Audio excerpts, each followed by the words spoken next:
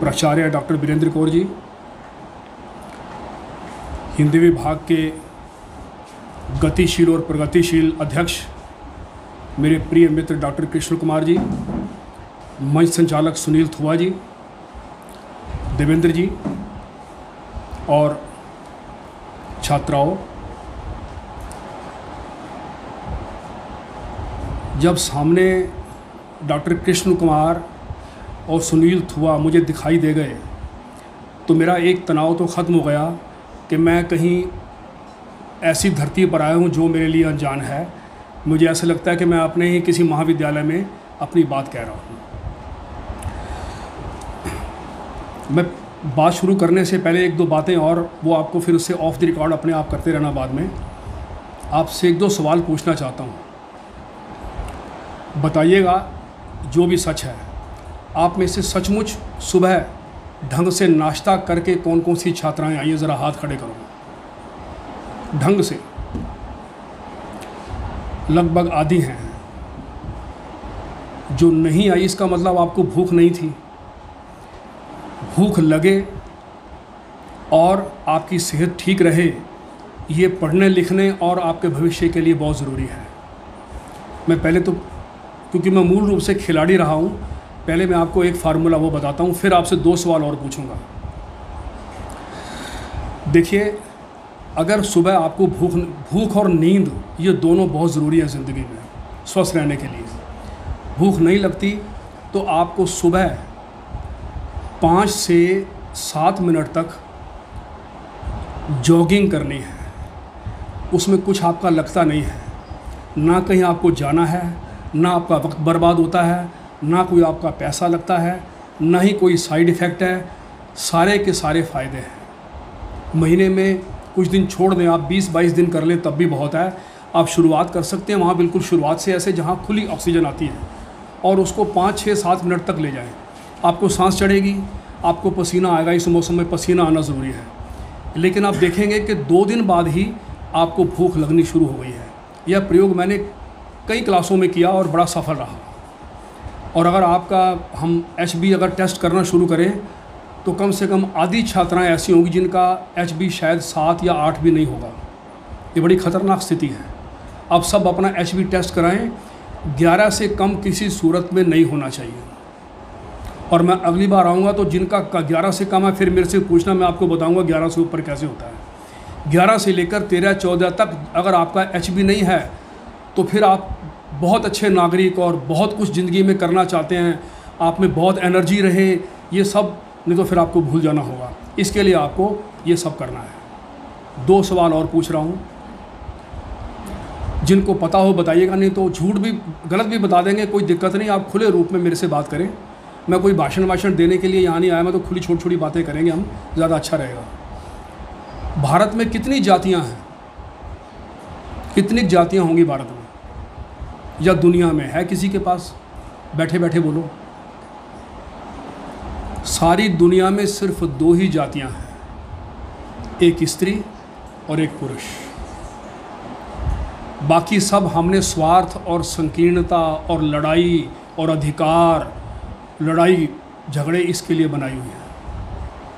किसी को नीचा दिखाना, अपने को ऊंचा दिखाना, इसके लिए बनाई हुई है।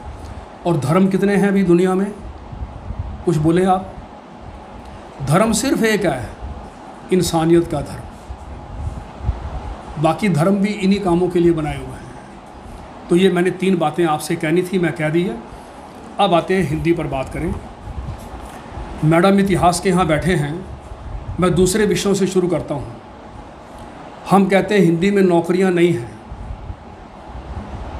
इतिहास में खोजने चलिए कितनी नौकरियाँ हैं, इकोनॉमिक्स में खोजने चलिए कितनी नौकरियाँ हैं, राजनीति शास्त्र में खोजने चलिए कितनी नौकरियां हैं। अध्यापन के अलावा सवाल है कि कितनी नौकरियां हैं। ध्यान से देखिए, हिंदी साहित्य परिषद एवं भाषा मंच, आम तौर पर कॉलेजों में भाषा मंच नहीं लिखा होता। ये साभिप्राय है, सोच समझकर लिखा गया है। हिंदी एक भाषा है, एक माध्यम है जिसके ज़रिए आप कहीं भी पहुंच सकते हैं। ये किसी भी क्षेत्र में हस्तक्षेप कर सकती है भाषा। ये इसकी सबसे बड़ी खूबी है। इसलिए हिंदी के लिए नौकरी सिर्फ हिंदी में नहीं, दुनिया भर के क्षेत्रों में है। अब वो किन किन क्षेत्रों में है, हम थोड़ी थोड़ी बात आपसे करेंगे।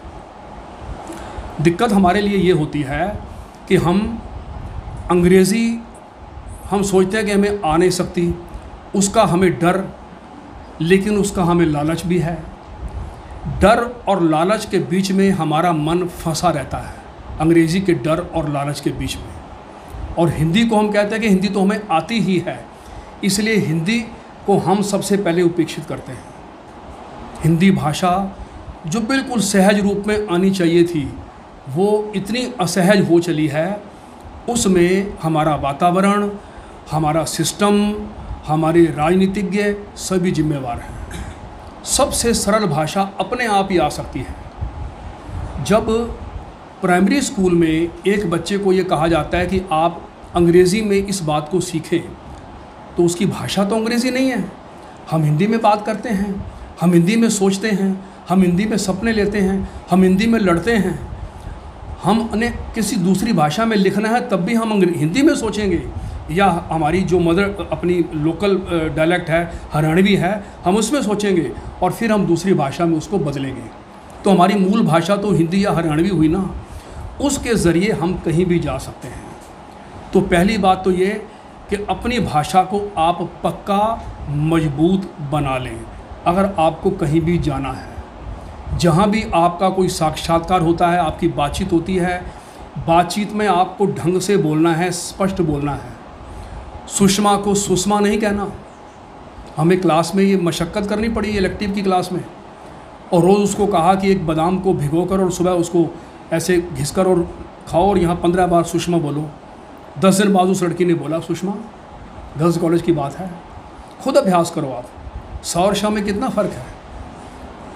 हालांकि हम जो हमारी लोकल डायलेक्ट है उसमें भी हम बोलते हैं, कोई हर्ज नहीं है। हम 60 को 60 कहते हैं, हमारी लोकल डायलेक्ट है। हम फेल को फैल कहते हैं, उसमें कोई शर्मिंदा होने की बात नहीं।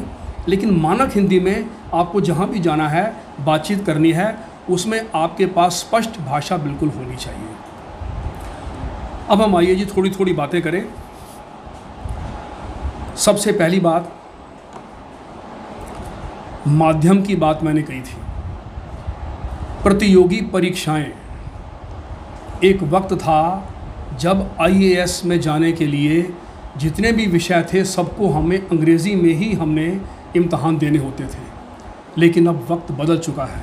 इसके लिए कम से कम, सुनील जी, कम से कम 25 साल दिल्ली में यूपीएससी के सामने लोग धरना देते रहे, कम से कम 25 साल लगातार। एक बहुत बड़े कवि बलदेव वंशी भी उनमें से एक थे जो लगातार कई साल जाते रहे। इनमें 2 बातें बताना चाहता हूँ। कुछ ऐसी परीक्षाएं हैं जैसे हरियाणा सिविल सर्विसेज की है या उत्तर प्रदेश सिविल सर्विसेज की है, उसमें हिंदी भाषा का एक पेपर लाजमी है। 100 नंबर का यहाँ है, पहले 150 का होता था, तो एक पेपर आपको हिंदी का देना ही है।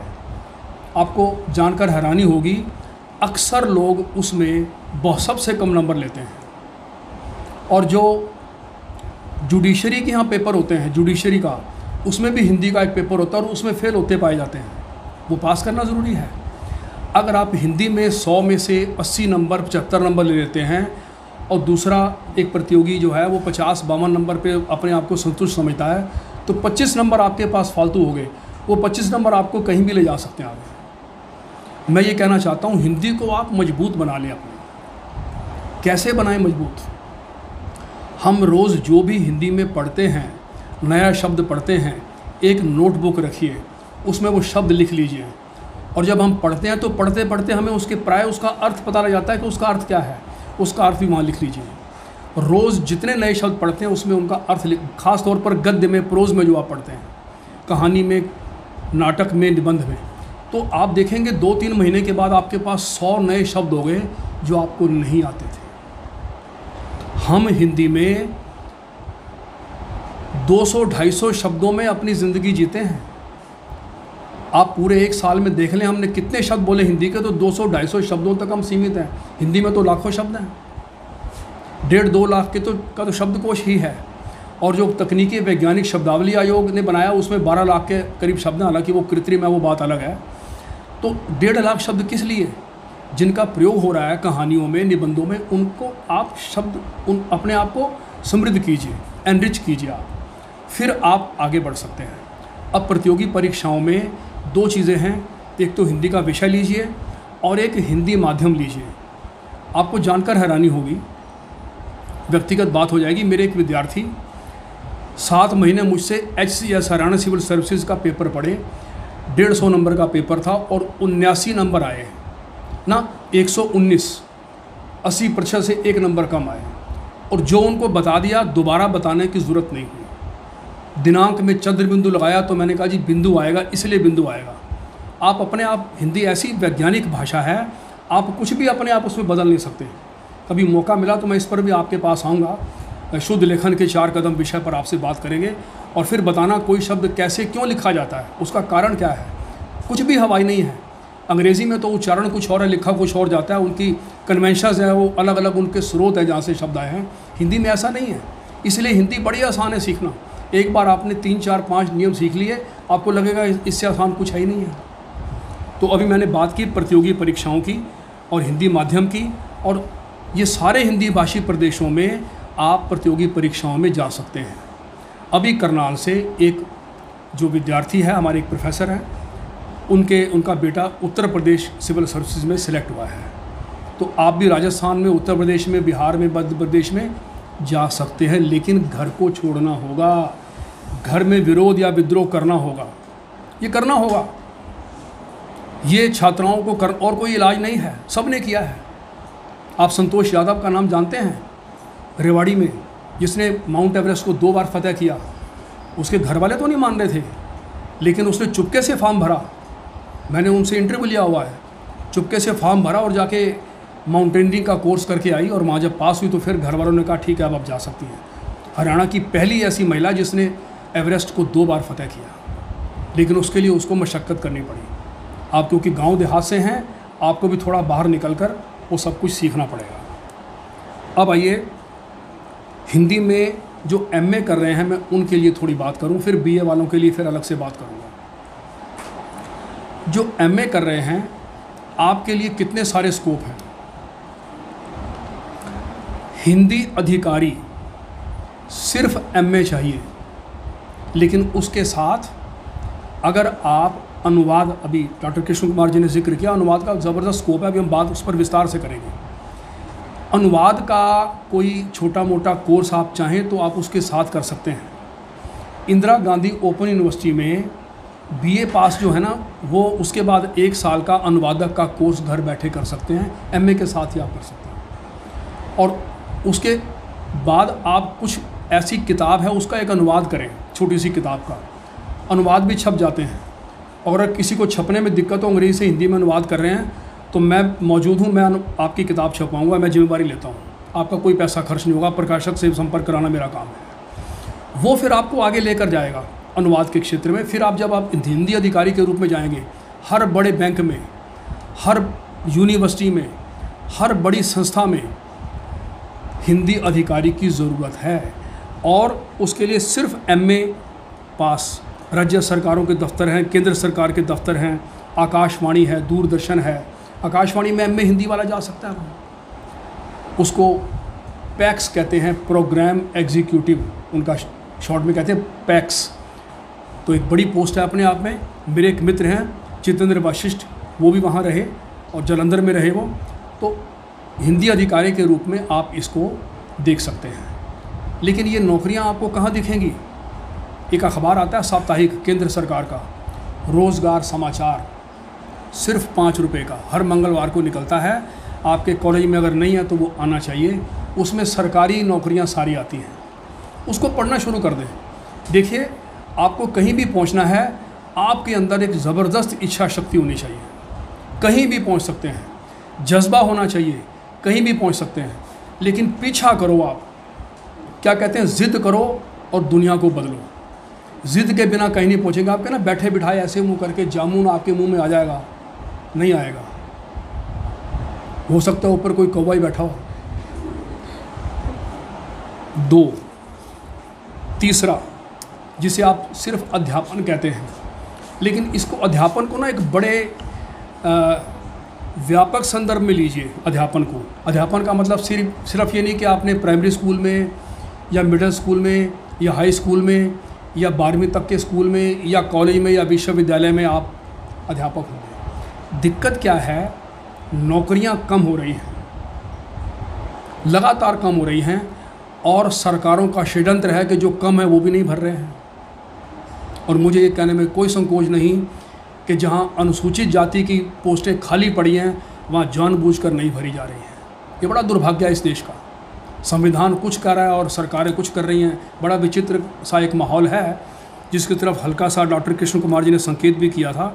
तो मैं अध्यापन की बात जो कर रहा हूँ, मैं कितने सारी जगहें ऐसी हैं जहाँ की प्रतियोगी परीक्षाओं की तैयारी कराई जाती है। आप कहीं भी जाकर वहाँ हिंदी अध्यापन कर सकते हैं, सबसे आसान है। गए, पढ़ाया, पैसे लिए और घर आ गए। लेकिन उसके लिए आपको सामर्थ्य जुटानी होगी। अब देखिए, जब आप पढ़ रहे हैं या मुझे सुन रहे हैं, अब जो जैसे एक दो छात्राएं बोल रही हैं, उनकी मर्ज़ी है, वो बोल रही हैं, उनका भी अधिकार है। लेकिन होता क्या है, जब हम पढ़ा रहे हैं तो आप जब पढ़ रहे हैं, आप कुछ सुने या ना सुने वो आपकी इच्छा है ना। आप मुझे देख भी रहे हैं, हो सकता है आपका ध्यान कहीं और हो, सुनी बीच में से 1-2 मिनट आपका कट ही हो जाए। हम भी तो विद्यार्थी थे, हम भी ऐसे किया करते थे, ध्यान कहीं और है और देख सामने रहे हैं कि बड़ा समझ आ रहा है, खाक समझ आ रहा है, ध्यान ही कहीं और था।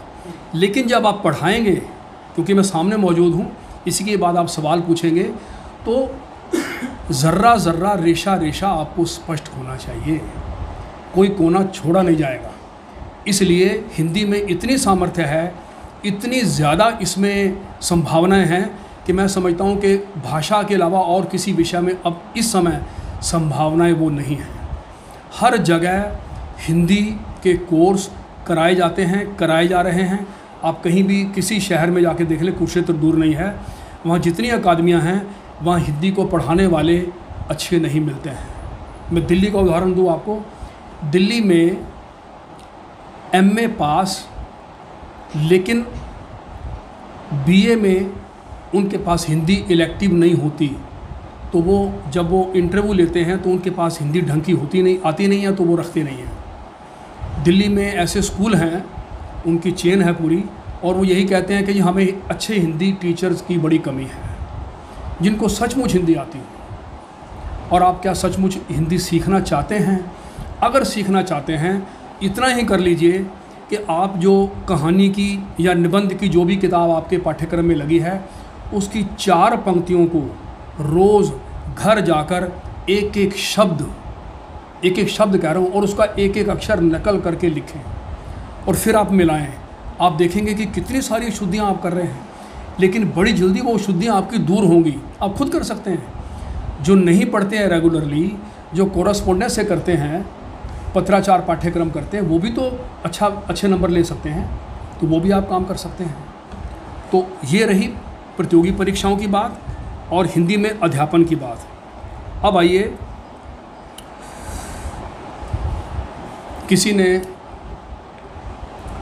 एक पोस्ट डाली, उसमें लिखा, सलाम साहब, मेरे लिए कोई काम साहब। तो मैंने उसके जवाब में लिखा, छोड़िए ये सलाम की आदत, डालिए कोई काम की आदत।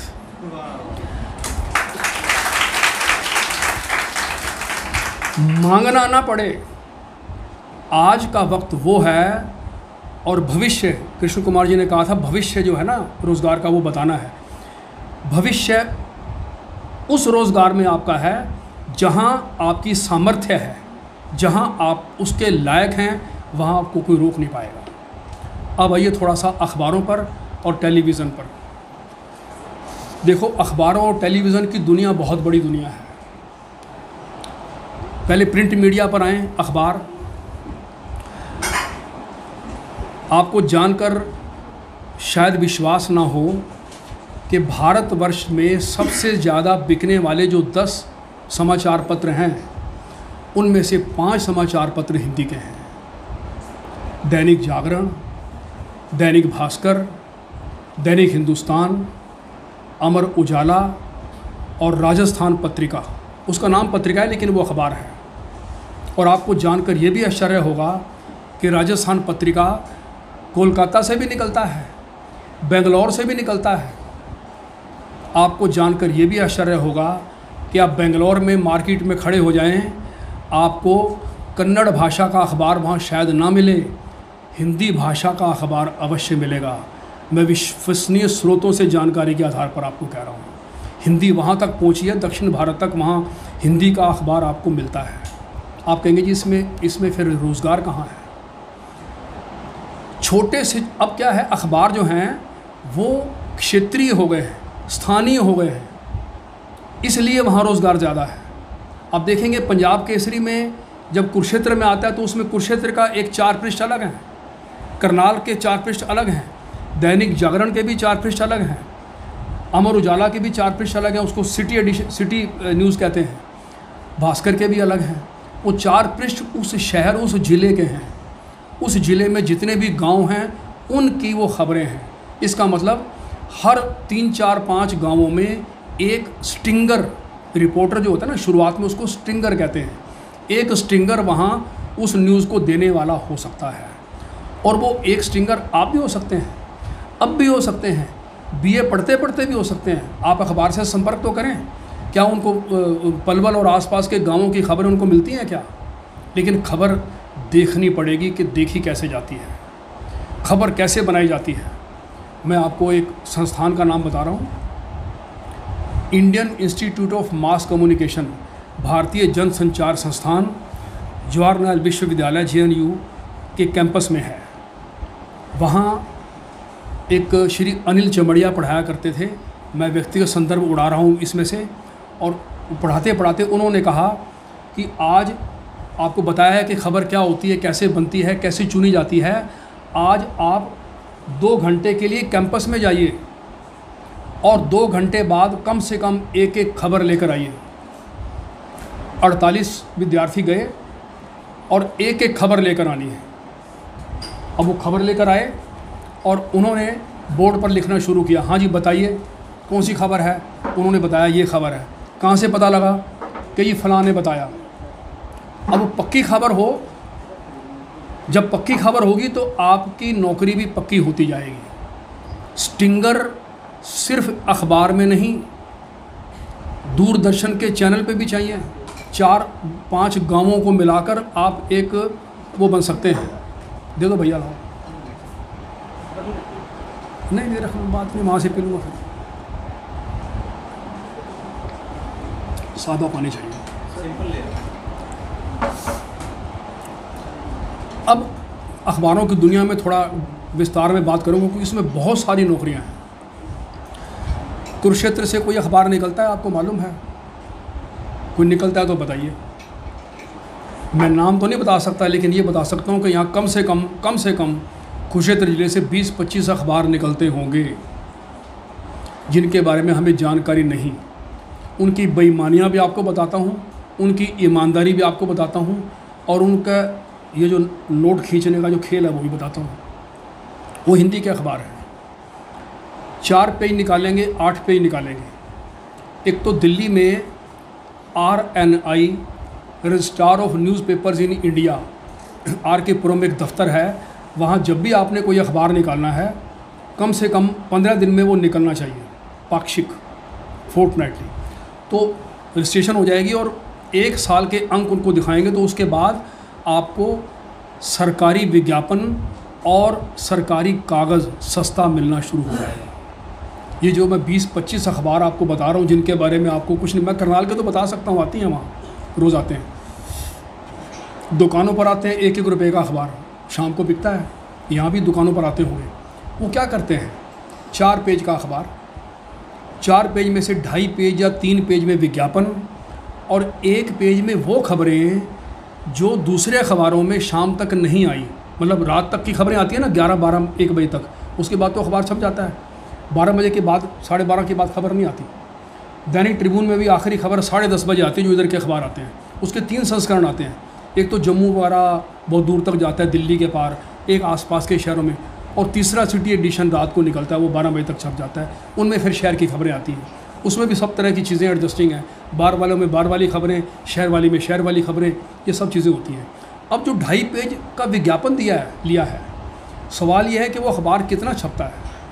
वो अखबार हो सकता है 100 छपता हो, लेकिन वो 10,000 दिखाते हैं कि 10,000 छपा, सरकार को बताया 10,000 छपा। तो ज़िले में जितने भी अधिकारी हैं सबके पास अखबार वो जाता है, स्टेट में जितने हैं मुख्यमंत्री ये सबके पास, तो 50 तो वहाँ चलेगी, 50 और इधर उधर बांट दिए, 5-7 अपने रिकॉर्ड में, 5 कम से कम रिकॉर्ड में रखने होते हैं। तो वो जो विज्ञापन आते हैं, विज्ञापन से उनको पैसा मिला, विज्ञापन वालों को नहीं पता होता कितने, और 10,000 कहते हैं कि चलो 1,000 छपता हुआ, छप रहा है 100। अब वो उसमें से विज्ञापन में से पैसा उनको मिलना शुरू होता है। साल के बाद सरकारी विज्ञापन मिलने शुरू हो गए, और साल के बाद सरकार से सस्ता कागज़ मिलना शुरू हो गया। जब 10,000 अखबारों का कागज़ आपको मिल रहा है और आप 100 प्रतियाँ निकाल रहे हैं, तो 9,000, हालांकि बेईमानी है और ये रिकॉर्ड हो रही है, ज़्यादातर ऐसा होता है, 9,900 प्रतियों का कागज़ सस्ते में आप मार्केट में बेच रहे हैं। ये है बिजनेस है। सब जो बिजनेसमैन है उन्होंने सीए अपने रखे में पैसा छिपाने के लिए, तो हम तो आपको बता रहे हैं सरेआम। ये अखबार का एक धंधा है, एक अखबार का दूसरा धंधा जो मैंने आपको बताया। तीसरा धंधा एक और है, फीचर एजेंसी। वो थोड़ी बड़ी बात है, वो आप नहीं खोल सकते तो किसी फीचर एजेंसी में काम कर सकते हैं। हो सकता है कुरुक्षेत्र में कहीं हो, कहीं आसपास हो, दिल्ली चंडीगढ़ में तो खूब है। एजेंसी क्या है और वो क्या काम करती है? आपने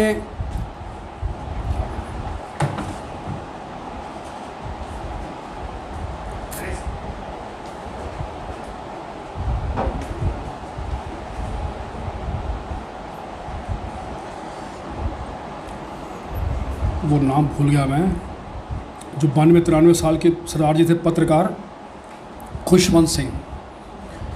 खुशवंत सिंह एक आर्टिकल लिखते थे और भारत की सारी भाषाओं में उसका अनुवाद होकर छपता था। सब जगह से उसके कई हज़ार रुपए एक आर्टिकल के आते थे। ये लेखन है, मैं लेखन में इस पर आऊँगा बाद में।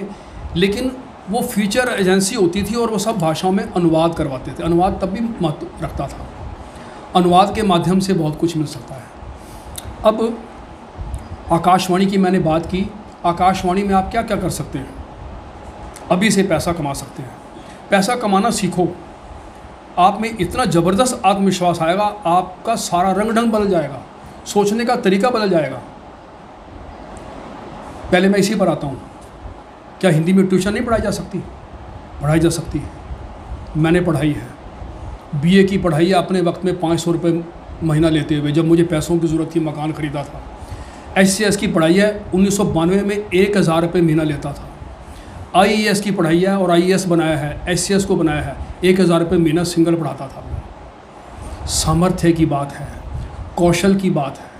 अब अपने में वो कौशल पैदा करो और धीरे धीरे धीरे सुगंध अपने आप फैलेगी। आकाशवाणी में से पैसा कमाना है और दूरदर्शन से पैसा कमाना है तो अब भी कमा सकते हैं। पहले तो ट्यूशन की बात करें हम, आप जहाँ भी रहते हैं अपने आसपास के जो बच्चे छोटी क्लास के, देखो आपका आदर होना शुरू हो जाएगा। मैं सच बता रहा हूँ, ये मुद्रा जो है ना, इसके साथ राक्षस शब्द वैसा नहीं जुड़ा, ये मुद्रा राक्षस ही है। ये इष्ट भी करती है, अनिष्ट भी करती है, सब कुछ यही करती है। बाकी सब वो कहने की बातें हैं जी, कोई भगवान करता है, ये करता है, कहीं नहीं लिखा हुआ। जो करते हैं आपने खुद करना है। अगर भगवान आप कहते भी हैं तो भीतर बैठा है तो आपने करना, आपके दिमाग से होगा। उसको भूल के अपने दिमाग का इस्तेमाल करो। आप उन बच्चों को पढ़ाना शुरू कर दो। मैं आपको दावे के साथ कहता हूँ, महीने के बाद आप अपने व्यक्तित्व को और आसपास के जो छात्र हैं उनके व्यक्तित्व को देख लेना, ज़मीन आसमान का फ़र्क मिलेगा।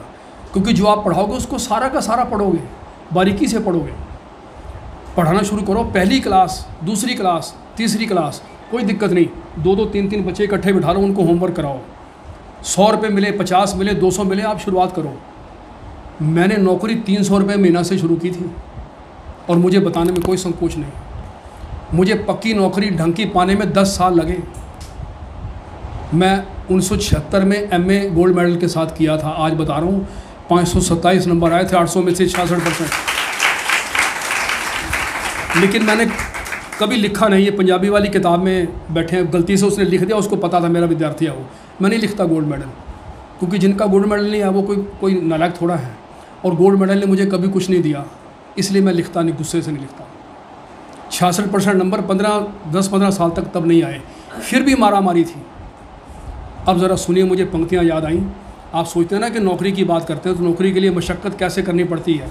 भारतेंदु हरीशचंद्र की कृष्ण कुमार जी पंक्ति याद आई मुझे।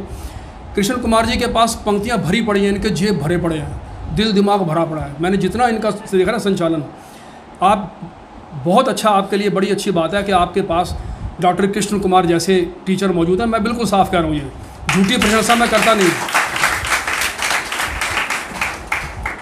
मेरे मुंह से प्रशंसा जल्दी जल्दी निकलती नहीं, बड़ा कंजूस हूँ मैं। अब सुनिए भारतेंदु जी की बात, क्या कहते हैं वो। बेरोज़गार के बारे में कह रहे हैं, 3 बुलाएं 13 आवें। भाई 3 तो पोस्टें हैं, 3 बुलाएं 13 आवें। निज निज विपदा दुख, निज निज विपदा रोई सुनावें। आँखें फूटी पढ़ पढ़ के, आँखें फूटी भरना पेट, क्यों सखी साजन नहीं ग्रेजुएट। सन 1900 से पहले ये लिखी गई थी, तब भी जो ग्रेजुएट होते थे उनको ढंग से नौकरी जल्दी जल्दी नहीं मिलती थी। और फिर हमने उसके बाद कहावत सुनी, एक अनार 100 बीमार। अब तो संख्या हज़ारों में आ गई है। मैं 3 साल पहले की बात बताऊं, दयाल सिंह कॉलेज में कॉमर्स के लेक्चर के लिए 2 पोस्टें थी, 200 लोगों ने अप्लाई किया हुआ था। 3 दिन में इंटरव्यू हुआ 70 को बुलाकर। क्या करोगे आप, नौकरियां कम है और फिर हम सरकारी नौकरी चाहते हैं। हमने सरकारी स्कूल में नहीं पढ़ाना, हमने सरकारी कॉलेज स्कूल में नहीं पढ़ाना, और हमने सरकारी जो अस्पताल है उसमें नहीं जाना, नौकरी में सरकारी चाहिए। ये पाखंड नहीं है क्या? और ये एक करेला दूसरा नीम चढ़ा वाली बात है कि नहीं है? आज वो समय आ गया, आप में सामर्थ्य होगी, आप नौकरी के बिना नहीं रह सकते। हमारे देश में भी समय आ चुका है, क्योंकि प्राइवेट ऐसी चीज़ें आ गई हैं जिनको सिर्फ गुणवत्ता चाहिए, उसमें कुछ और नहीं चाहिए। अब फिर मैं आता हूँ रेडियो और टेलीविज़न पर। अभी आज के 3 महीने बाद, 4 महीने बाद किसी महापुरुष का जन्मदिन है, या किसी बुद्धिजीवी का जन्मदिन है, किसी शिक्षा शास्त्री का कोई जन्मदिन है, आप उस पर 10 मिनट के 2 पेज लिखें। 10 मिनट की वार्ता होती है वहाँ, लिखकर निदेशक आकाशवाणी कुरुक्षेत्र आपके पास मौजूद है, निदेशक आकाशवाणी रोहतक, निदेशक आकाशवाणी चंडीगढ़, भेज दो सबको। और उसमें पता, फ़ोन नंबर वगैरह लिखें। अगर आपको आ गया तो आपको आने जाने का किराया मिलेगा, साथ में कुछ और खर्च भी मिलेगा। और फिर रेडियो पर अपनी सहेलियों और अपने घर वालों को बिठाकर उनको सुनाइएगा कि देखो ये हमारी वार्ता आ रही है। ये पहला फार्मूला। दूसरा, आप कहानी लिखिए, आप कविता लिखिए, आप लघु कथा लिखिए, आकाशवाणी रोहतक में भेजिए। अगर उसमें थोड़ा सा भी ठीक ठाक हिसाब किताब है, आपको वो ज़रूर बुलाएंगे। आपकी कविता वहाँ प्रसारित होगी, आपके लिए बहुत बड़ी बात है। वहाँ आप फ़ोटो खींच के सबको बता सकते हैं मैं आकाशवाणी में गई थी। मैं रोहतक में तो 20 बार जा लिया। दूरदर्शन के बड़े अनुभव है मेरे, दिल्ली है, जालंधर है, हिसार है, पटना है, बहुत सारे कार्यक्रम किए। दूरदर्शन में भी आप जा सकते हैं, लेकिन अपने में आत्मविश्वास जगाना, और सिर्फ बोलने की बात है। बोलना कैसे आया आपको किसी भी विषय पर, मैं आपको बता रहा हूँ, ये सिर्फ पढ़ाई अपने आप में बहुत नहीं है। घर पर जाइए और आदम कद आईने के सामने खड़े होकर बोलना शुरू कर दीजिए, बिना कागज़ के। अभी मेरे को कागज़ देखने में सिर्फ 2-3 बिंदु देखने को वैसे ही इतना पता है कि वैसे ही शायद बोल दूँ 1 घंटा लग जाए। जब वो कहेंगे मैं बंद करूँगा, ये तो चलती चलेगी गाड़ी। तो धीरे धीरे ये चलता जाता है। आप शीशे के सामने खड़े होकर हिंदी में अपनी बात कहें, अलग अलग विषयों पर कहें, अपनी कविता कहें, लघु कथा कहें, कहानी कहें, और धीरे धीरे और फिर किसी को सुनाएं, रिकॉर्ड करें ऑडियो वीडियो, और देखें उसमें क्या कमियां हैं। यहीं से आपकी चीज़ें निकलेंगी। आपको दूरदर्शन पर बुलाना शुरू हो जाएगा, आपको मंच संचालन के लिए बुलाना शुरू हो जाएगा। आकाशवाणी में हर वक्त अच्छे मंच संचालकों की कमी होती है। मैं जब भी हिसार दूरदर्शन पर गया, जालंधर दूरदर्शन पर गया, उन्होंने कहा जी आप एंकरिंग करेंगे, आप ही संचालन करेंगे, क्योंकि उनका 30 मिनट का जो समय होता है उसमें से 2-1 मिनट तो विज्ञापन के होते हैं। वो कहते हैं जी 26 से 28 मिनट के बीच में आपने ख़त्म करना है। तो वो फार्मूले थे मेरे पास, किस किस को क्या क्या मैंने पूछना है और क्या क्या वो दोबारा कोई पूछना चाहता है तो किस तरह उसको संकेत करना है, उसने मुझे संकेत करना है। हर बार 26-28 मिनट के बीच में ख़त्म हो जाता था। ये अनुशासन है। यह सब आप सीख लीजिए। आकाशवाणी और दूरदर्शन में आपके लिए दरवाजे खुले हैं, सिर्फ दस्तक देने की ज़रूरत है। भारत का कोई भी नागरिक किसी भी आकाशवाणी और किसी भी दूरदर्शन में जाकर अपना कार्यक्रम प्रस्तुत कर सकता है। शुरू कर दीजिए लोककथा लिखना। बाहर बच्चों की लोककथाओं की किताबें रखी हुई हैं मैंने, बालकांड 10-10 रुपये की, आप खरीद सकते हैं। यह अंधविश्वास पुस्तक है, ये आपके लिए बहुत ज़रूरी है। 20 रुपये की किताब है, बाहर रखिए, आप पढ़ सकते हैं। और लोककथाओं की हैं और भी कविताओं की हैं, आप लिखिए और आगे बढ़िए। आपने सुना कि कवि सम्मेलन में भी पैसा मिलता है, कभी बहुत पैसा मिलता है। कुछ तो सिर्फ मजमेबाज होते हैं कवि, कुछ गंभीर तरह के कवि भी होते हैं जो बड़े अच्छे तरीके से लगातार कविताएं बोलते हैं, हास्य व्यंग्य की, और लगातार पैसा कमा रहे हैं। और इतना पैसा कमा रहे हैं कि हमें हैरानी होती है कि घनश्याम अग्रवाल हैं एक अकोला के, वो 20,000 रुपये से कम लेते नहीं एक कवि सम्मेलन में, और हर वक्त बाई एयर जा रहे हैं, कभी जयपुर जा रहे हैं, कभी दिल्ली जा रहे हैं अकोला से। तो उन्होंने किताब छपानी थी, मुझे कहा, मैं कहा जी मैं कर दूँगा। जी मैं पैसे दे दूँगा, जितने 20,000 दिए अपना किताब छपा ली। उन्होंने कहता मेरे लिए तो एक कवि सम्मेलन है, लेकिन कविताएं लिखें। एक किसी चैनल पर एक कवि सम्मेलन आता है, वाह वाह क्या बात है, आता है ना, उसमें सुनिए। तो छोटी छोटी बातें उनको करके आप शुरू कर दीजिए। आप में जैसी रुचि है उसके अनुसार आप लिखिए छोटी छोटी। और एक कवि को किसी भी मंच पर 10 मिनट से अधिक नहीं बोलना होता। जब आपके पास 10 मिनट लायक कविताएं हो जाएं तो कवियों के ग्रुप होते हैं, 8 का, 10 का, 12 का, 15 का, और वो पूछते हैं, हाँ जी कितने हज़ार का कवि सम्मेलन कराना है, 50,000 वाला, 1 लाख वाला, 2 लाख वाला, मैं आपको बता रहा हूँ। तो उस तरह के कवि उसमें से लेकर और वहाँ जाते हैं और पैसा कमाते हैं। पैसा कमाने की बात है ना। और हिंदी में क्या ये रोज़गार नहीं है? रोज़गार का रोज़गार, मशहूरी की मशहूरी, कवि के कवि, और सबके सामने आपकी ज़बरदस्त आपका आत्मविश्वास और आपकी मशहूरी। और क्या चाहिए? हम तो 3 in 1 की बात कर रहे हैं, लोग 2 in 1 की बात करते हैं। अब आइए थोड़ा सा लेखन पर और चलें। बच्चों की किताबें लिखने का ज़बरदस्त स्कोप है। जितने स्कूल हैं, जितने भी छोटे छोटे स्कूल हैं प्राइवेट, ये सब अपनी किताबें लगाते हैं और महंगी लगाते हैं, अपनी किताबें लिखवाते हैं। अगर आपकी बच्चों की किताबें, पहली क्लास की, दूसरी क्लास की, तीसरी क्लास की, चौथी क्लास की हिंदी की किताबें लिखने में रुचि है, तो ये क्षेत्र अंतहीन क्षेत्र है। मुझे करनाल में एक ऐसा मुझे प्रस्ताव आया था, लेकिन मैं इनमें पढ़ना नहीं चाहता था क्योंकि मेरे पास पक्की नौकरी थी, मैं अपना लिखना पढ़ता हूँ, मुझे पैसे वैसे में ज़्यादा रुचि रही नहीं कभी। तो वो कहते हैं जी इतना काम है, आप ज़िंदगी भर करते रहो, ख़त्म नहीं होगा, और हम आपको किताबें देंगे। कुछ किताबें वो देते हैं, उन किताबों से देखकर आपको और एक किताब बनानी है। आप छोटे बच्चों के लिए व्याकरण की किताब लिखिए, एक बार किताब लिख लीजिए, उसी किताब को अगले साल रिवाइज़ करेंगे, आपको फिर कुछ हज़ार रुपये मिलेंगे, फिर उसमें कुछ नई चीज़ डालेंगे, फिर आपको कुछ हज़ार रुपये मिलेंगे। मेरे एक दोस्त हैं, उनको एक किताब लिखने के 40,000 रुपये मिले। डॉक्टर अशोक बत्रा, वो कहीं पैसा ऐसा लगा बैठे थे शेयर में, शेयर डाउन हो गए। 1990 में हर्षद मेहता कांड हुआ था, उसके बाद उन्होंने लिखना शुरू किया। गोल्डन जो गाइड है वो सारी, उसमें डॉक्टर अशोक बत्रा का नाम आता है। नवयुग व्याकरण तथा रचना, इतनी मोटी किताब है, इसमें हर साल वो रिवाइज़ करते हैं, हर साल उनको 40,000 रुपये मिलते हैं हर साल उस एक किताब को रिवाइज़ करने में, और वो 1 महीने में रिवाइज़ कर देते हैं। व्याकरण की किताब लिखिए, बच्चों की किताबें लिखिए, कवि सम्मेलन में जाइए, आप इतनी सारी चीज़ें हैं, पढ़ाना शुरू कर दीजिए कहीं पर भी। लेकिन जब तक इसके लिए आप में वो कौशल जो है पढ़ाने का विकसित नहीं होगा, वो विकसित धीरे धीरे होगा, एकदम नहीं होगा। हाँ जी, मेरी बातें समझ आ रही हैं? जो नहीं समझ आ रही तो आप लिख लेना और मुझसे पूछना। मुझे सवाल जब पूछेंगे मुझे बड़ा अच्छा लगता है, ये तो मैं अपनी ओर से कह रहा हूँ ना। और मुझे कोई चीज़ नहीं आएगी तो मैं कह दूँगा मुझे नहीं आती, मैं अगली बार घर से पढ़ के आऊँगा। कोई दिक्कत नहीं है कि जूड़ी बतानी है, ऐसा कोई अहंकार नहीं है, क्योंकि ये तो असीमित क्षेत्र है, कोई अंत नहीं है। अब आइए एक बार पत्रकारिता और अनुवाद, टीवी पर आ गया ना, टीवी पर पत्र अनुवाद पर बाद में होगा, अभी थोड़े विस्तार में चलेंगे उसमें।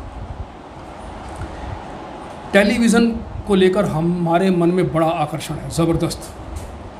इतना आकर्षण है कि मुझसे पता नहीं 10-15 लोग तो पूछ ही चुके हैं कि हमें ये जो टीवी पर जो खबरें पढ़ती है हमें ऐसा बनना है सीधा ही। भैया एक चैनल पर कितनी खबरें पढ़ने वाली है, 4 होंगे, 5 होंगे, 6, 8, 10 होंगे, अलग अलग समय पर पढ़ते हैं। उन 10 में आने के लिए बड़ी मशक्क़त करनी पड़ेगी। तो टेलीविज़न पर आने के लिए बहुत सारे काम हैं। देखिए हमारे देश में बहुत सारे काम अंग्रेज़ी में होते हैं, इसमें कोई दो राय नहीं। टेलीविज़न पर खबरें अंग्रेज़ी में आती हैं। Press trust of India PTI बना हुआ है, वो उसके पास अंग्रेज़ी में आमतौर पे खबरें आती हैं, उसको अनुवाद कराना होता है।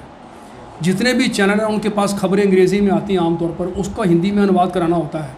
हर चैनल को अनुवादकों की ज़रूरत है, लेकिन ऐसे अनुवादकों की ज़रूरत है कि जैसा अनुवाद वो एकदम से सबके सामने पेश कर सकें। क्या आपने कभी ऐसा देखा है कि एक दुभाषिया होता है, जहां मान लीजिए चीन का राष्ट्रपति और हमारे देश का राष्ट्रपति या हमारे देश के प्रधानमंत्री दोनों आमने सामने हैं। चीन के राष्ट्रपति को हिंदी नहीं आती और हमारे प्रधानमंत्री जी को चीनी भाषा नहीं आती, तो फिर क्या होगा? एक ऐसा दुभाषिया हमारी ओर से होगा जो हमारे प्रधानमंत्री का हिंदी भाषा सुनकर उसको चीनी भाषा में तुरंत उसको बताएगा कि ये कह रहे हैं हमारे प्रधानमंत्री। और जब वो चीनी भाषा में बोलेंगे तो उनका एक दुभाषिया चीनी भाषा से हिंदी भाषा में तुरंत अनुवाद करके हमें बताएगा। ये कोई छोटी बात नहीं है। जितने हिंदी क्षेत्रों में, हिंदी के 11 प्रदेशों में जितने भी देखने के ऐतिहासिक स्थल हैं, वहाँ सभी गाइड मौजूद हैं, और वो गाइड उनको अंग्रेज़ी और हिंदी दोनों आनी चाहिए। हिंदी तो आनी ही चाहिए, कहीं कहीं अंग्रेज़ी भी आती है, तो उसकी बनी बनाई भाषा होती है और खूब पैसा मिलता है। मैं पीछे बहुत घूमा हूँ, पूर्व में भी घूमा हूँ, कश्मीर में भी गया हूँ, तो एक गाइड चाहिए, नहीं तो पत्थर को देखना क्या है, पत्थर तो पत्थर है। तो ये काम आप कर सकते हैं। घूमना का घूमना हुआ, पैसे के पैसे हुए, लोगों से मिलना हुआ, और आपको बहुत अच्छा लगेगा अपने। एक ये अपने आप में है।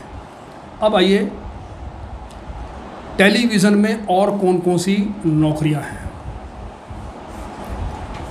एक टीवी चैनल, कोई भी नाम रख लीजिए, उसको सारी दुनिया की खबरें देनी हैं। और आजकल जो टीवी चैनल हैं वो लोकल चैनल भी खुलने शुरू हो गए। आपको जानकर आश्चर्य होगा, भोपाल में, इंदौर में, जबलपुर में ऐसे क्षेत्रीय चैनल आए हैं जो सिर्फ हिंदी में और हिंदी में ही खबरें लेते हैं और हिंदी में ही खबरें प्रसारित करते हैं। और इस तरह के क्षेत्रीय चैनलों को आपके यहाँ की चीज़ें लेने की ज़रूरत पड़ती है, खबरें लेने की ज़रूरत पड़ती है। आपको याद है कुरुक्षेत्र में एक प्रिंस एक गड्ढे में गिर गया था, 60 फुट गहरे गड्ढे में प्रिंस, और सारे के सारे चैनल भागे आए थे। लेकिन अगर वहाँ कोई स्थानीय व्यक्ति होगा तो सबसे पहले वो खबर देगा और उसके बारे न्यारे होंगे कि हाँ उसने खबर दी है। तो आप नौकरी के साथ साथ ये कर सकते हैं। अखबार में जो मैंने कहा, आप अखबार में, किसी अखबार में भी जुड़कर अपने आसपास की खबरें उनको दे सकते हैं। थोड़ा बहुत पैसा मिलेगा लेकिन आपका अनुभव हो जाएगा। टीवी की बात कही, सीधे सीधे लोकल टीवी पर है। मुझे समय बता दीजिए कितने देर और बोलना है कृष्ण जी, समय बता दें कितना देर और बोलना है, फिर मैं वो समाप्त 10 मिनट में। चलो, जो मुख्य मुख्य बातें बाकी रह जाए तो रह जाए। लोकल चैनल में जाइए, कुरुक्षेत्र का लोकल चैनल, करनाल वाले करनाल का लोकल चैनल, पानीपत वाले पानीपत का लोकल चैनल। आपको हो सकता है वो सिर्फ 150 रुपये आपको खबरें बोलने के लिए 10 मिनट के लिए, लेकिन वो खबरें कैसे बोलते हैं, किस तरह तैयार होती हैं, कैसे सामने पट्टी चलती है और आप देखकर बोलते जाते हैं लगातार। हमारे प्रधानमंत्री भी उनके पास आता है, बीच बीच में रुकते हैं ना, वो प्रॉम्प्टिंग है। आधा वाक्य बोला फिर चुप हो गए, ये क्या है, ये आ रहा है क्या आगे ये बोलना है, उनको कुछ याद नहीं है। डेनमार्क में ऐसे हुआ कि वो प्रॉम्प्टिंग वाली मशीन ही ख़राब हो गई, वो इधर उधर देखने लगे, करके छोड़ दिया उन्होंने। और फिर किसने पूछा कि क्या हुआ, कहते ओ माई गॉड, अंग्रेज़ी नहीं आती, ओ माई गॉड कह के चुप हो गए। तो भैया ये सारी चीज़ें हैं ना, यहाँ आप सीखेंगे, लोकल चैनल से शुरू कीजिए आप। अब आइए अनुवादक के क्षेत्र में। टाइपिंग का क्षेत्र बहुत बड़ा है, कंप्यूटर में टाइपिंग इतनी है, लोगों को आती नहीं है, घर बैठे टाइपिंग कर सकते हैं। प्रूफ रीडिंग में खूब पैसा है। प्रूफ रीडिंग की लेटेस्ट टेक्नोलॉजी पता है क्या है, कि आपको कोई प्रकाशक 100-200 पेज आपको PDF में भेज देगा फाइल बनाकर, और उसमें एक ऐप होती है या सॉफ्टवेयर होता है एक, उसमें आप ना वो सॉफ्टवेयर डालेंगे तो दाईं तरफ ऐसे जगह खाली आ जाएगी। जहाँ जहाँ गलतियाँ उसके नीचे लाइन लगा दें और दाईं तरफ वो शब्द लिख दें। जहाँ शब्द है उसके ऊपर क्रॉस मार दें, यहाँ लिख दें। जहाँ बीच में कोई शब्द छूट गया उसमें इस तरह लगा दें और यहाँ वो शब्द लिख दें, तो और उनको वापस भेज दें। आप घर बैठे प्रूफ रीडिंग का जितना मर्जी काम करें, सारी दुनिया का काम करना चाहिए आप। ये कंप्यूटर ने हमें ये चीज़ उपलब्ध करा दी है। अब आइए, पटकथा लेखन बहुत सारा रह गया भाई, मैं बीच में तो कोई और चला गया था। पटकथा लेखन आप कहेंगे कैसे? जो कितने सारे सीरियल्स आते हैं, आप तो बहुत देखती होंगी। घर की महिलाएं जिनको और कोई काम नहीं, फिर बीच में थकान दूर करने के लिए भी देखती हैं, अच्छी बात है। उसके अच्छी पटकथा लेखन के लिए हमें ज़रूरत है, नहीं मिलते। क्या आप कहानी लिख सकते हैं अच्छी? बहुत पैसे मिलेंगे, हज़ारों लाखों। विज्ञापन कृष्ण कुमार जी ने छेड़ दिया, अमूल, इसकी बात सुनिए। Amul the taste of India अंग्रेज़ी में पहले आया था। इसका हिंदी में अनुवाद करने के लिए अमूल कंपनी ने बहुत सारे लोगों को संपर्क किया। एक मेरे मित्र रोहतक में डॉक्टर सुरेश सिंगल, उनका एक ट्रक भरकर अनुवाद का काम है। एक ट्रक भरकर अनुवाद पर कभी कहेंगे बड़ा अच्छा वो बोल सकते हैं और बहुत ज़बरदस्त अनुभव है। अंग्रेज़ी और हिंदी डबल MA है, डबल PhD है। उनके पास भी आया तो मैं उन दिनों उनके पास था। कहते हैं यार मुझे सूझ नहीं रहा। वो कहते हैं उतना ही सुंदर हो, उतने ही उसमें लय हो, फ्लो हो, और उतने ही शब्द हो और कैची हो, आकर्षक हो, लोगों को अच्छा लगे। नहीं सूझा, लेकिन जिसने किया बिल्कुल शब्द इतना लिखा, अमूल दूध पीता है इंडिया। अब इंडिया आप कहेंगे हमारे ही शब्द हैं, सारे हमारे देश के हैं। कोई भाषा किसी एक की नहीं होती, सब भाषाएं मिलजुल होती है। एक शुद्धता नहीं होती भाषा में कभी, सभी भाषाओं के शब्द होंगे तो समृद्ध होगी। अब जिसने ये सिर्फ इतने शब्द लिखे, उसको मेरा ख्याल है कम से कम 50,000 60,000 से कम रुपए नहीं मिले होंगे, क्योंकि सारे हिंदुस्तान में उसने भेजा और उसको एक ये विज्ञापन मिला। जितनी कंपनियां हैं आप विज्ञापन में देखें, उनका नाम आता है, उसके बाद एक वाक्य आता है उनके लिए। Amul the taste of India एक वाक्य है। ऐसे ही 70-75 कंपनियां हैं, मैं कभी आपको उपलब्ध करा सकता हूँ वो सारे नाम। एक एक वाक्य, उस एक वाक्य के लिए बहुत पैसे मिलते हैं। आप देखिए कि आप डिज़ाइनर बन सकते हैं, प्रोफेशनल डिज़ाइनर हिंदी के। मुगली घुट्टी 555, उसका विज्ञापन देखा आपने? थोड़ी सी चित्रकारी देख लीजिए और हिंदी में थोड़ा सा लिखना सीख लीजिए, और पैसों के बारे में आ रहे हैं। एक बार शुरू कर दिया, कंपनियां आपको छोड़ेंगी नहीं, इतना पैसा है। अब आइए अनुवाद की बात।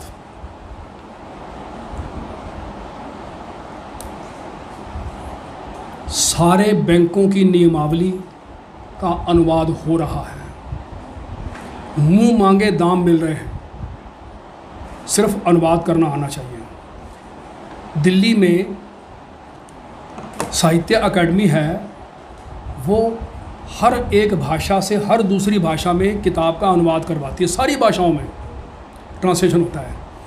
2 भाषाएं आनी चाहिए आपको। अगर आपको पंजाबी आती है, पंजाबी से हिंदी में अनुवाद कर लीजिए, सारी उम्र करते रहिए, देयर इज़ नो एंड, क्योंकि वो तो कराते ही रहते हैं अनुवाद। नेशनल बुक ट्रस्ट NBT वसंत कुंज दिल्ली में दफ्तर है, वहाँ जब किसी किताब का 3रा संस्करण निकलता है, उस किताब के सारी भाषाओं में अनुवाद शुरू हो जाते हैं। पंजाबी से हिंदी में, अंग्रेज़ी से हिंदी में, हर भाषा से दूसरी भाषा में। सिर्फ यह है कि घर से निकलकर एक बार देखने की ज़रूरत है। सारी अखबारों में अनुवादक चाहिए, उनके हेड ऑफिसेज में अनुवादक चाहिए, सारे बैंकों में अनुवादक चाहिए, मैंने आपको बताया। और FM रेडियो आपने सुना है, रेडियो मिर्ची आपने सुना है। कभी ऐसा प्रोग्राम देखा आपने? मैंने एक बार सुना प्रोग्राम, 3 घंटे का एक प्रोग्राम लगातार। और जिस लड़के ने किया था मैं उसे जानता हूँ, उसके फादर मेरे बड़े अच्छे दोस्त हैं। 3 घंटे का प्रोग्राम लगातार बोलना और बीच में गाने फिट किए हुए हैं। हफ्ते में सिर्फ 3 घंटे का प्रोग्राम, और एक हफ्ते के उसको पता नहीं 25 या 30 हज़ार रुपये उसके मिले। घर बैठे बनाओ प्रोग्राम, उनको दे दो जाकर। ये है FM चैनल का कमाल, ये है रेडियो मिर्ची जैसे चैनल का कमाल। लेकिन यह है कि आपको इसके लिए तैयारी करनी होगी। फिल्मों में तो छोड़ो आप, सीरियल्स के डायलॉग, महाभारत के अनुवाद किसने लिखे थे? अनुवादों में ज़बरदस्त पैसा है। अगर आपको डायलॉग लिखने आते हो, इतना पैसा है अंतहीन, आपका पीछा नहीं छोड़ेंगे। फिल्मों वाले भी आ जाएंगे आपके पास, हमारे अनुवाद लिख लो। एक डॉक्टर राही मासूम रज़ा थे, आधा गांव उनका उपन्यास आप जानते ही हैं। महाभारत सीरियल के अनुवाद उन्होंने लिखे थे। शकुनी दुर्योधन को कह रहा है, उसको प्रेरित कर रहा है, प्रेरित क्या, उसको प्रोवोक कर रहा है, उत्प्रेरित कर रहा है। कहता है युद्ध भूमि क्षत्रिय की ससुराल होती है और ससुराल में पूरी तैयारी के साथ जाना चाहिए। ऐसे हाँ, आप बजा सकते हैं आप तालियां, शानदार। अगर आप ऐसे रोचक, मसालेदार, आकर्षक अनुवाद लिख सकते हैं तो आपके लिए सारे के सारे सीरियल जो है ना, किसी भी चैनल में जो आते हैं, उनके लिए आपके पास हमेशा चीज़ें खुली हुई हैं। मैं फिर कहता हूँ कि सारा की सारी व्यवस्था, सरकारें सब कहेंगे हम आपके लिए बड़े चिंतित हैं, हम आपको ये देंगे, हम आपको वो करेंगे, वो करेंगे। तो मुझे तो सीधी सीधी बात याद आती है, बलबीर सिंह राठी का एक शेर है। उन्होंने लिखा कि सबको मेरा ख्याल है ये और बात है, सबको मेरा ख्याल है ये और बात है, फिर भी मेरा ये हाल है ये और बात है। तो अपना हाल दिल किसी को सुनाने की बजाय आप खुद आप उसके लिए कीजिए, अपने को बनाइए। आखिर में एक बात कहना चाहता हूँ, भविष्य की बात, अनुवाद में सबसे ज़्यादा स्कोप है और मीडिया में सबसे ज़्यादा गुंजाइश है। मीडिया और अनुवाद ये हिंदी का भविष्य है दोनों। और मैं अंत में आपको बताना चाहता हूँ, एक किताब आई थी द थर्ड वर्ल्ड, मैं 2 मिनट और लूँगा, 1986 में आई और उसका सारी दुनिया की भाषाओं में कई करोड़ कॉपी छपी। वो कह रहे जो पहली दुनिया थी वो थी कृषि की दुनिया, एग्रीकल्चर की दुनिया, दूसरी आई उद्योगों की, इंडस्ट्री की दुनिया, और तीसरी है आपकी इलेक्ट्रॉनिक्स की और कंप्यूटर की दुनिया। और उसने उसमें भविष्यवाणी की थी इलेक्ट्रॉनिक हट्स होंगे और गांव में बैठकर आप घर से काम कर सकेंगे। वर्क एट होम अभी कोविड ने सिखाया हमको, लेकिन आने वाले वक्त में आप हिंदी में घर बैठकर 24 घंटे जितना चाहें आप काम कर सकते हैं। अंत में मैं एक पंक्ति जयशंकर प्रसाद की कमायनी से उद्धृत करना चाहता हूँ कि है, क्योंकि आखिर तो आपके सामर्थ्य पर निर्भर करता है आप कहाँ जाते हैं। वो लिखते हैं कि है परंपरा लग रही यहाँ, है परंपरा लग रही यहाँ, ठहरा जिसमें जितना बल है, ठहरा जिसमें जितना बल है। आपने मुझे सुना?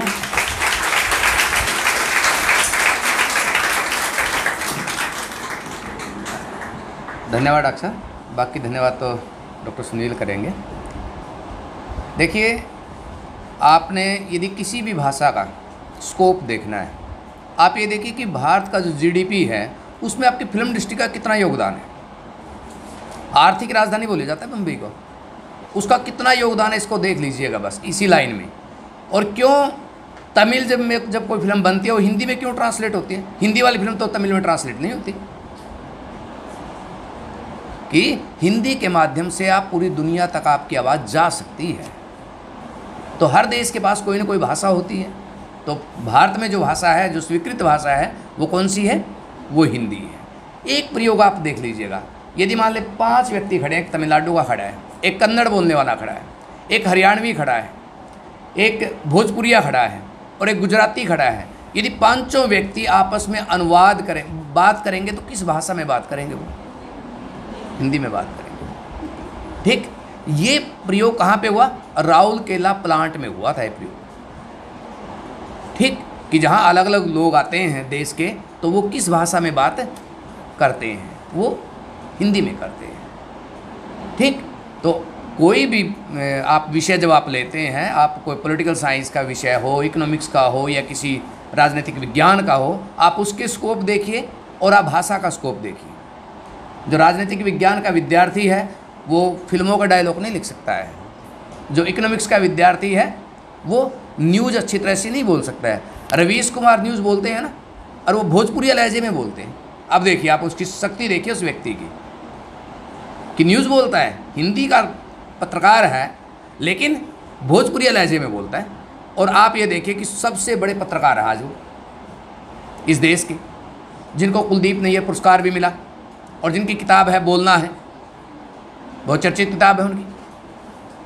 तो साथियों, इस तरह के न जाने कितने स्कोप है। पिछले दिनों बिट मिश्रा में गया, रांची में, वहाँ एक काम से, वहाँ जा करके देखा कि हिंदी अधिकारी, आप नेट में चले जाइए आपके यहाँ कुरुक्षेत्र में, national institute of technology Kurukshetra में, वहाँ आपको मिल जाएंगे। तो बहुत सारे स्कोप हैं, लेकिन स्कोप उसी के लिए है जिसके पास शक्ति इसने अर्जित की है। बैठे बैठे स्कोप किसी को नहीं मिले, ठीक है ना। आपको हासिल करना पड़ता है, अपनी प्रतिभा को निखारना पड़ता है, तब जा कर के आपको स्कोप मिलेंगे। नहीं तो आपका फिर घर में भी स्कोप नहीं है। आगे मैं बता दूं, यदि कोई ये सोचता है ना घर में भी उसका स्कोप है, इसको कुछ बनाना आता है, ठीक है ना। यदि आपको ढंग की चाय नहीं बनानी आती और ढंग की आपको सब्जी नहीं बनानी आती, फिर देखिए हर रोज़ क्या दुर्गति होती है आपकी, ठीक है ना। तो अपने अंदर क्या पैदा करनी है, अपनी प्रतिभा, लेकिन वो सब इच्छा शक्ति का मसला है। सुनील जी।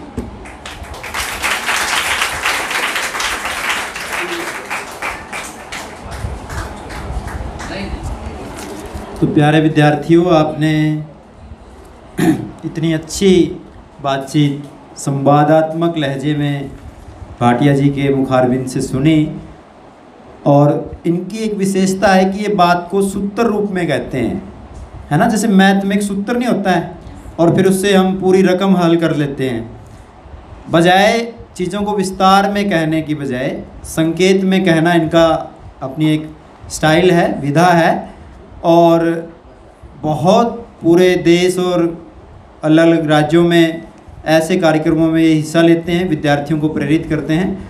और समय के अभाव में इन्होंने अपना जो उद्बोधन है उनको कम किया, नहीं तो बहुत बातें थी जो आपके भविष्य से संबंधित जोड़ के वो रख सकते थे। एक विषय है वो समय के अभाव से मेरे ख्याल से अछूता रह गया है, मैं उस पर ध्यान खींचना चाहूँगा विद्यार्थियों का। देखिए, आजकल सोशल मीडिया का ज़माना है, तकनीक का ज़माना है। आपको पता होगा कि जितने भी सोशल मीडिया के हैंडल्स हैं, फेसबुक, ट्विटर, इंस्टाग्राम, उनमें सबसे ज़्यादा दुनिया में हिंदी भाषा प्रयोग में लाई जा रही है। विदेशी कंपनियां हैं, मल्टीनेशनल कंपनियां हैं।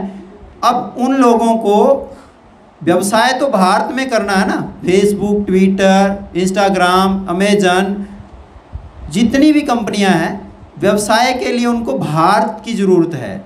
अब उनको उस व्यवसाय का प्रचार प्रसार करने के लिए कर्मचारियों की, अधिकारियों की आवश्यकता पड़ेगी जो हिंदी पढ़ते हैं और हिंदी समझते हैं।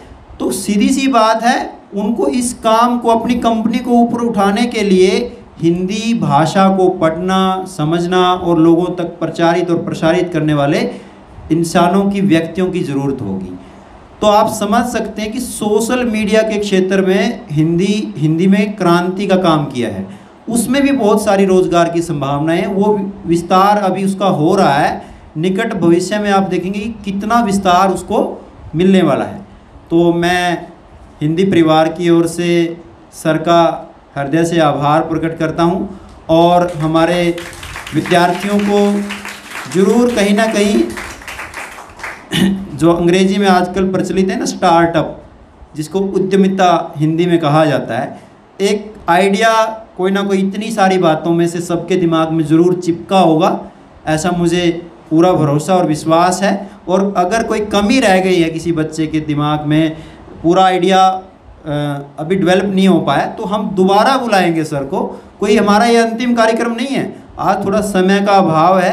नेक्स्ट कार्यक्रम में आप अपने प्रश्न हैं, आप किस एरिया में जाना चाहते हैं, वो प्रश्नात्मक रूप में रखेंगे हम, कि बच्चों के प्रश्न होंगे, सर जवाब देंगे। ठीक रहेगा ना सर? निकट भविष्य में हम ऐसा कार्यक्रम करेंगे, वो ज़्यादा प्रभावी होगा, संवाद होगा जिसमें। तो मैं औपचारिक रूप से धन्यवाद करने के लिए मैं हमारे हिंदी विभाग की प्रोफेसर डॉक्टर सीमा दीक्षित को आमंत्रित करूंगा कि विधिवत तौर पे वो सर का धन्यवाद करें। उसके बाद हम कार्यक्रम का समापन करेंगे। एक और अहम जानकारी, प्रिय विद्यार्थियों, छोटी छोटी किताबें हैं, 10-10, 5-5 रुपये की। मुझे पता अब बच्चों की बस है तो अब नहीं ले पाएंगे, हम उनको डिपार्टमेंट की ओर से ले लेंगे सर से, और बाद में वो किताबें आपने हमारे से ले लेनी है, ठीक है।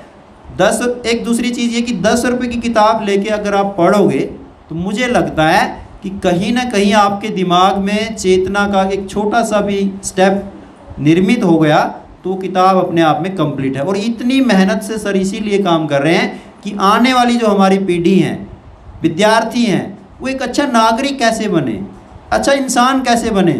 कोई जरिया नहीं है दुनिया में साहित्य के अलावा जो आपको अच्छा इंसान बना पाए। और आप विद्यार्थियों के हित को ध्यान में रखते हुए सर ऐसा प्रयास कर रहे हैं, हम उनका आभार प्रकट करते हैं। मैम सीमा। और आज का जो ये व्याख्यान रहा, ये मेरा बहुत ही प्रिय विषय है, क्योंकि हमेशा ही जब भी हमारे बच्चे जब हिंदी पढ़ते हैं तो सबसे पहले उन्हें समाज में एक बड़े हीन दृष्टि से हमारा समाज देखता है कि एमए हिंदी कर रहा है, बीए में, अच्छा हिंदी। तो इस विषय की दृष्टि से मेरे लिए भी ये बहुत कि सर ने वैसे बहुत मुझे जो लगा कि अभी भी सर के पास बहुत व्यापक विषय थे जो समय की वजह से बता नहीं पाए, क्योंकि मैं खुद मीडिया कोर्स भी मैंने किया हुआ, तो इतने जितने स्कोप मीडिया और अनुवाद में हैं उतने आपको किसी भी सब्जेक्ट में नहीं मिलेंगे। आप किसी सब्जेक्ट में चले जाइए, आप जब बैंक्स में जाते हो तो वहाँ पे राजभाषा अधिकारी की एक पोस्ट है, बाकायदा बैंकों में निकलती है। जैसे सर ने बताया कि साप्ताहिक जो रोजगार आता है उसके अंदर आपको ये सारे पद मिलेंगे। बहुत सारी आप मीडिया में जाते हैं, विज्ञापन में जाते हो, 2-2 लाइनों, 1-1 लाइन लिखने के सच में आपको लाखों से भी ऊपर प्राइज़ मिलते हैं। जहाँ पे ठंडा मतलब कोको कोला, ये इनके बहुत बड़े प्राइज़ है। कभी आप सोचो कि ये 1 लाइन, सिर्फ 1 लाइन, लेकिन इन सब को आप कैसे पा सकते हो? जब आपकी हिंदी की भाषा में आपकी सामर्थ्य होगा, आपकी हिंदी भाषा पर पकड़ होगी, ठीक है। तो जब आप अच्छे से हिंदी कि जो व्याकरण में भी जो गलतियां नहीं करोगे, जो छोटे छोटे आजकल की जो हमने समस्या जो सर हमने पाई बच्चों में, वो लिखते वर्तनी बहुत गलती करते हैं, क्योंकि कहीं ना कहीं उच्चारण हमारे बच्चों का कुछ गलत जा रहा है, तो जिसकी वजह से इस तरह से मिलता है। और जैसा अभी सुनील सर ने कहा कि सोशल मीडिया की बात करें तो वहाँ पे सोशल मीडिया में भी क्या कहते हैं मीडिया मैनेजर की एक पोस्ट अब जो हाल ही में आजकल दिखाई देती है। आप किसी भी जब इन पे जाते हो इंस्टाग्राम, ट्विटर, तो सोशल मीडिया पे हमें एक नई पोस्ट भी आज आपके सामने नज़र आ रही है।